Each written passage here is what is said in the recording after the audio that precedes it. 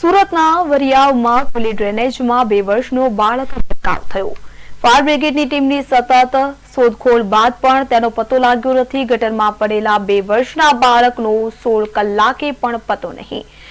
પાણીનો ફોર્સ વધુ હોવાથી ડ્રેનેજ લાઇનમાં માણસો ઉતારવા મજબૂર બન્યા। તો વિગતે વાત કરીએ તો સુરત શહેરના વરિયાવ વિસ્તારમાં 2 વર્ષનું બાળક કે જે ખુલ્લી ગટરમાં પડી જવાનો બનાવ સામે આવ્યો છે। ફાયર બ્રિગેડને જાણ કરતા ટીમ તાત્કાલિક ઘટના સ્થળે પહોંચી હતી અને સતત શોધખોળ કરવામાં આવી રહી છે, છતાં પણ હજુ સુધી બાળકની કોઈ ભાળ મળી નથી, જેને કારણે બાળકના પરિવારજનો પણ ચિંતામાં જોવા મળી રહ્યા છે। તો આ અંગે પ્રાપ્ત વિગત અનુસાર શહેરના ન્યૂ કતાર ગામ સ્થિત સમૂહના સાદના આવાસમાં રહેતો કેદાર વેગડ નામનો કે જે 2 વર્ષનો બાળક તેની માતા સાથે વરિયાવ વિસ્તારમાં ભરાયેલી બુધવારીમાં આવ્યો હતો। આ દરમિયાન સાંજે 5:30 વાગ્યાની આસપાસ કેદાર આઈસ્ક્રીમ ખાવા ગયો હતો, ત્યારે 120 ફૂટના રોડ પર ઢાંકણા વગરની ખુલ્લી ગટરમાં પડી ગયો હતો।